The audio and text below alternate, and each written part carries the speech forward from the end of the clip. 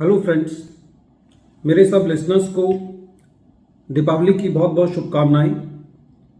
आज के income tax के केसेस की सीरीज में जो केस हम डिस्कस करेंगे वो इस चीज का एक परफेक्ट एग्जांपल है कि इनकम टैक्स की प्रोसीडिंग्स के अंदर कंप्लायंस का क्या महत्व है। जनरली ये देखा गया है कि काफी एसएससीज अपनी इनकम टैक्स के रिटर्न को लेकर के बहुत कैजुअल अप्रोच रखते हैं। जनरली मिसकंसेप्शन ये है कि यदि उन्होंने अपनी 31 जुलाई तक के रिटर्न 31 जुलाई तक फाइल नहीं की और उसके बाद फाइल की तो ये उनका वेस्टेड राइट है। प्रेजेंट केस के अंदर एसएससी के ऊपर उसकी रिवाइज्ड रिटर्न टाइम पर ना फाइल करने पर इनकम टैक्स डिपार्टमेंट ने एसएससी के अगेंस्ट प्रोसिक्यूशन प्रोसीडिंग्स चलाई, जिसको हाई कोर्ट ने सही ठहराया और बाद में सुप्रीम कोर्ट ने उन प्रोसीडिंग्स को क्वेश किया। ये इस केस के अंदर इस वीडियो को जो बनाने का जो मेन कारण है वो ये है कि ये मैसेज देना है कि अपनी कंप्लायंस पार्ट को कैजुअली ना ले।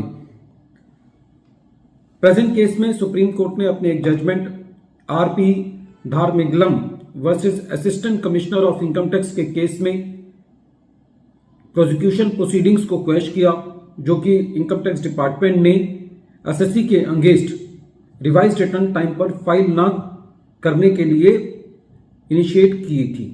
यह केस 478 आईटीआर पेज नंबर 80 पर रिपोर्ट हुआ और इस केस का जजमेंट 17 दिसंबर 2024 को आया। प्रेजेंट केस असेसमेंट ईयर 12-13 से रिलेटेड है। इनकम टैक्स एक्ट में एक सेक्शन है 276CC जो कि बात करता है failure to furnish returns of income की। कहने का तात्पर्य यह है कि यदि आपने अपनी इनकम टैक्स की रिटर्न्स फाइल नहीं की या टाइम पर फाइल नहीं की तो इनकम टैक्स डिपार्टमेंट के पास यह अधिकार है कि वो आपके अगेंस्ट प्रोसिक्यूशन प्रोसीडिंग्स चला सकता है। प्रेजेंट केस में एसएससी ने अपनी रिवाइज्ड रिटर्न तो फाइल की थी लेकिन टाइम पर फाइल नहीं की थी, इसलिए इनकम टैक्स डिपार्टमेंट ने एसएससी के अगेंस्ट प्रोसिक्यूशन प्रोसीडिंग्स लॉन्च की।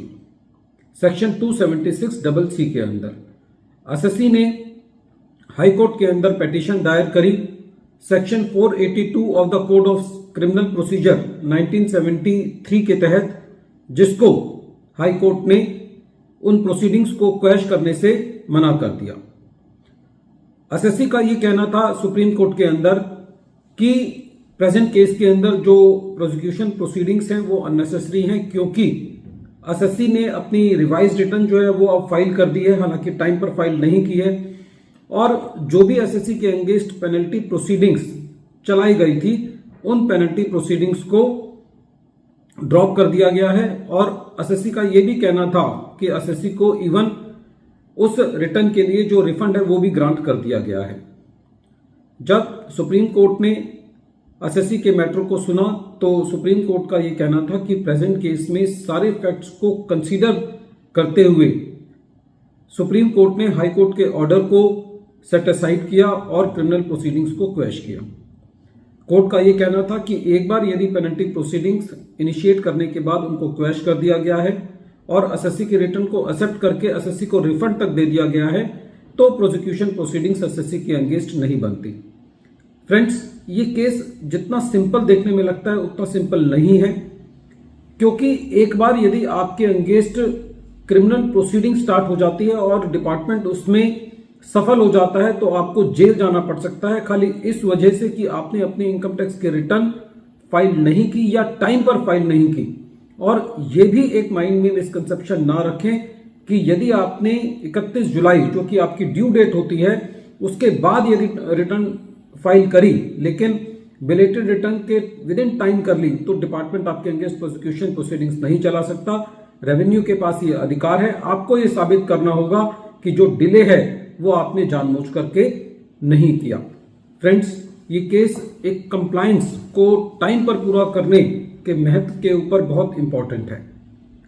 वीडियो के अंत में एक बार फिर मैं केस का नाम रिपीट कर रहा हूं। केस का नाम है RP Dharmingalam versus assistant commissioner of income tax और ये केस 478 आईटीआर पेज नंबर 80 पर रिपोर्ट हुआ और इस केस का जजमेंट 17 दिसंबर 2024 को आया।